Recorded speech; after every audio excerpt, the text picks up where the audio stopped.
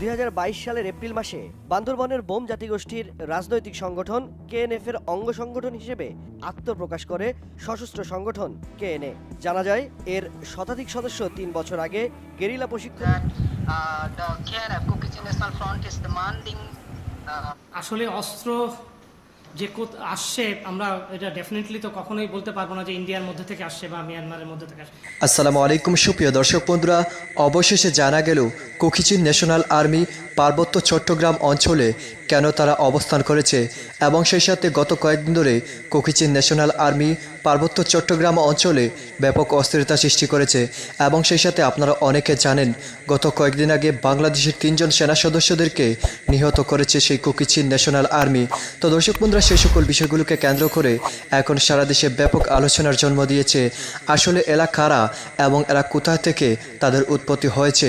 তো দর্শক বন্ধুরা, অবশেষে সেই সকল বিষয়গুলোর উত্তর উঠে এসেছে এবং সেই সাথে পার্বত্য চট্টগ্রাম অঞ্চলকে তারা কিভাবে গড়ে তুলতে চায় আর সেই সকল বিষয়গুলো এবার চ্যানেল 24-এর অনুসন্ধানে উঠে এসেছে। তো দর্শক বন্ধুরা, এবং সেই সাথে তাদের অস্ত্রগুলো কোথায় থেকে আমদানি করে আর সেই সকল বিষয়গুলো এবার আস্তে আস্তে প্রকাশ হচ্ছে। তাহলে কি ইন্ডিয়াই বাংলাদেশের বান কাটতে যাচ্ছে? তো দর্শক বন্ধুরা, সেই সকল বিষয়গুলো অত্যন্ত চমৎকারভাবে চ্যানেল 24-এর অনুসন্ধানে বেরিয়ে আসছে এবং সেই সাথে বাংলাদেশের প্রধান সেনাবাহিনী তিনি সেই সকল বিষয়গুলো তুলে ধরেছেন। কোকিচিন ন্যাশনাল আর্মির এই অস্ত্রগুলো কোথায় থেকে আসছে এবং কে বা কারা এখানের মূল মাস্টারমাইন্ড। তো দর্শক বন্ধুরা, অবশ্যই ধৈর্য সহকারে পুরো ভিডিওটি দেখলেই আপনারা এই সকল বিষয়গুলো বুঝতে পারবেন এবং একটা স্বাধীন দেশে কিভাবে তারা এমন হিংস্র কাজ করে যাচ্ছে। তো দর্শক বন্ধুরা, চলুন আমরা প্রথমে পার্বত্য চট্টগ্রাম অঞ্চলের সেই সকল অনুসন্ধানগুলো দেখে নেই। 2022 সালের এপ্রিল মাসে বান্দরবনের বোম জাতিগোষ্ঠীর রাজনৈতিক সংগঠন কেএনএফ এর অঙ্গ সংগঠন হিসেবে আত্মপ্রকাশ করে সশস্ত্র সংগঠন কেএনএ। জানা যায় এর শতাধিক সদস্য 3 বছর আগে গেরিলা প্রশিক্ষণের জন্য যায় মিয়ানমারের কাচিন প্রদেশে। 2021 সালে প্রশিক্ষণপ্রাপ্ত একটি দল ফিরে আসে। ওই দলটি গুপ্ত হামলা চালাচ্ছে সেনাবাহিনীর উপর। আত্মপ্রকাশের পর কোকিচিন ন্যাশনাল আর্মি সামাজিক যোগাযোগ মাধ্যমে রাঙামাটি জেলার বাঘাইছড়ি, বরকল, জুরাছড়ি, বিলাইছড়ি এবং বান্দরবান জেলার বোয়াংছড়ি, রুমা, থানচি, লামা ও আলীকদম উপজেলার সমন্বয়ে স্বাধীন রাষ্ট্রের দাবি করে। এই সশস্ত্র সংগঠনটি মূলত বম জনগোষ্ঠী নির্ভর হলেও পার্বত্য অঞ্চলের পাংখোয়া, লুসাই, খিয়াং, ম্রো ও খুমি জাতিগোষ্ঠীর প্রতিনিধিত্ব দাবি করে। এই দলের প্রধান নাথান বোম রুমা উপজেলার এডেনপাড়ার অধিবাসী। ঢাকা বিশ্ববিদ্যালয়ের চারুকলা বিভাগের শিক্ষার্থী ছিলেন তিনি। তবে বর্তমানে নাথান বোম কোথায় আছেন তা নিশ্চিত নয়। কথিত আছে তিনি ভারতের মিজোরাম সীমান্তবর্তী এলাকায় বসে কলকাঠি নাড়ছেন। অনুসন্ধান বলছে সশস্ত্র সংগঠন কোকিচিন ন্যাশনাল আর্মির হাতে 3 সেনা সদস্য সহ 16 জন প্রাণ হারিয়েছেন। তাদের অপহরণের ঘটনা 11টি, মুক্তিপণ আদায় করেছে 1.5 কোটি টাকার মতো। রাঙামাটি, বান্দরবন মিলিয়ে মোট 7টি মামলা হয়েছে। অজ্ঞাতনামা সহ আসামি সংখ্যা প্রায় 600। কেএনএর সদস্য ও জঙ্গি মিলিয়ে এ পর্যন্ত গ্রেপ্তার হয়েছে 47 জন। এটা রুমার গহীন পাহাড়ি এলাকা। ক্যাম্পে সামরিক অবস্থানে কেএনএ। থাইখংপাড়া, থিংদলতেপাড়া, ট্রাং, স্লোপিপাড়া সহ বেশ কয়েকটি পাহাড়ে সাধারণ বম জনগোষ্ঠীদের সরিয়ে অবস্থান নিয়েছে তারা। ড্রোন ব্যবহার করে সশস্ত্র ওই সংগঠনের অবস্থান নিশ্চিত করে চ্যানেল 24। তাঁবুর চারপাশে 3 ফুট মাটি খুঁড়ে তৈরি করা হয়েছে ট্রেন্স বা পরিখা, যাতে সেখানে সেনা সদস্যদের উপর নিরাপদে গুলি চালাতে পারে কেএনএ। দেখা যায় পাহাড়ের টিলায় গোলা বারুদ সহ এই গোষ্ঠীর সশস্ত্র অবস্থান। মূলত এসব এলাকা থেকেই পাহাড়ি জনগোষ্ঠীর উপর অত্যাচার, জুলুম চালায় তারা। কেএনএর সন্ত্রাসী কর্মকাণ্ডে প্রভাব পড়ে স্থানীয় জনজীবনে। পর্যটন জেলা বান্দরবানে অনির্দিষ্টকালের জন্য ভ্রমণ নিষেধাজ্ঞা দেওয়া হয়।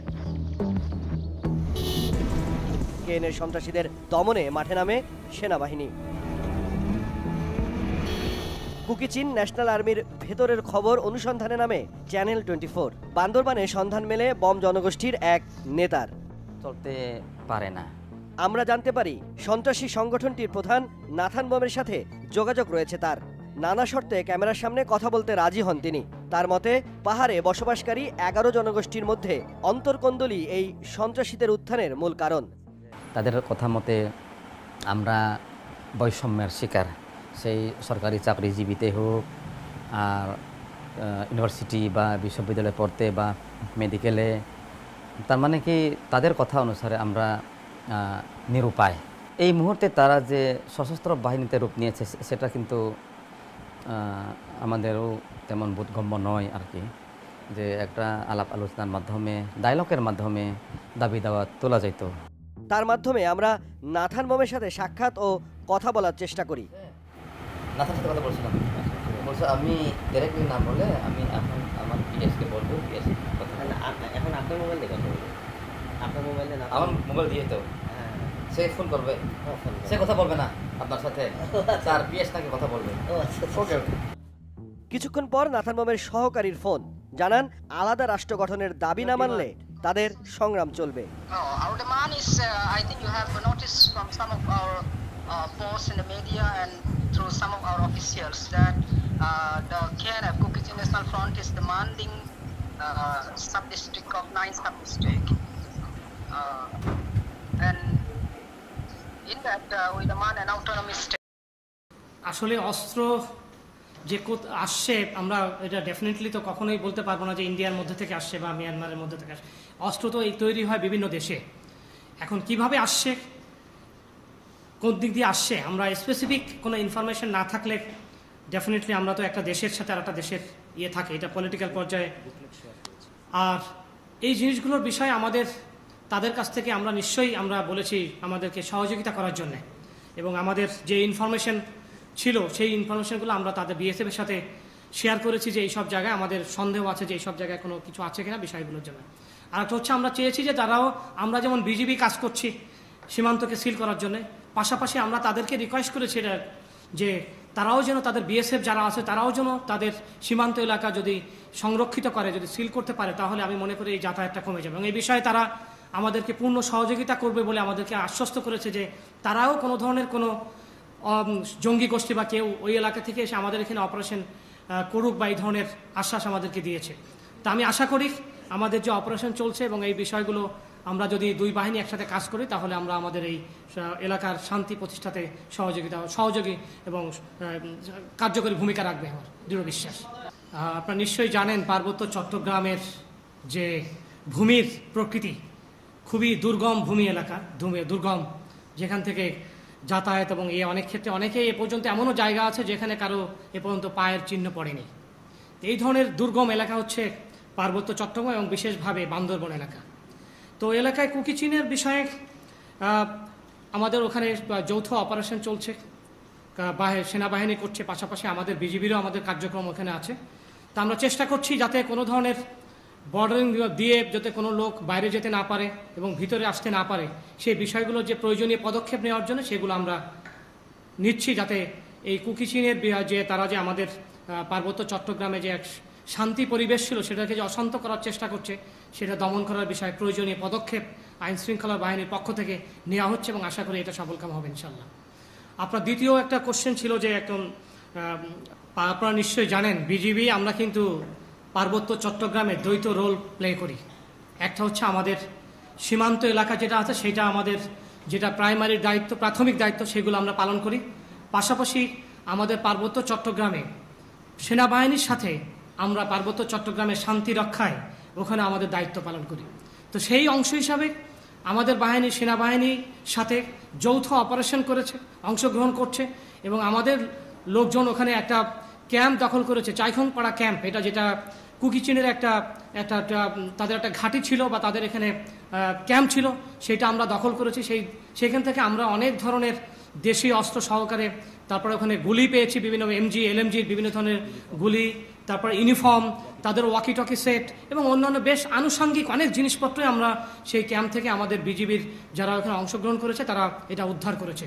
এবং আমাদের এই কাজ এখনও শেষ হয়নি, আমাদের বাহিনীর সদস্য সেনাবাহিনীর সাথে এখনও এই যৌথ অপারেশনের কাজ করছে।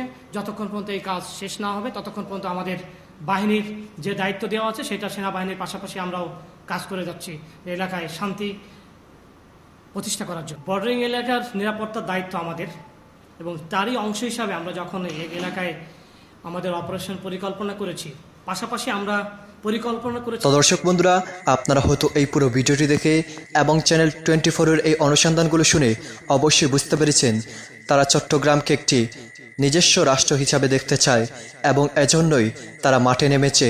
তো দর্শক বন্ধুরা, এবং সেই সাথে বাংলাদেশের সেনাবাহিনীর প্রধান তিনি জানিয়েছেন কোথায় থেকে তাদের অস্ত্রগুলো আমদানি করে। তো দর্শক বন্ধুরা, অবশ্যই আমাদের সকলের উচিত তাদেরকে এখান থেকে তাড়িয়ে দেওয়া এবং সেই সাথে বাংলাদেশের যত সশস্ত্র বাহিনী আছে, যত ক্ষমতা আসে, তাদের বিরুদ্ধে লড়াই করে তাদেরকে পরাজিত করে আমাদের জয়যুক্ত করা হোক। তো দর্শক বন্ধুরা, আপনারা এই পুরো ভিডিওটি দেখে এবং এই অনুসন্ধানটি দেখে আপনারা কি বুঝতে পেরেছেন অবশ্যই কমেন্ট করে জানিয়ে দেবেন। তো দর্শক বন্ধুরা, ভালো থাকুন, সুস্থ থাকুন। আল্লাহ হাফিজ। আসসালামু আলাইকুম ওয়া রাহমাতুল্লাহি ওয়া বারাকাতুহু।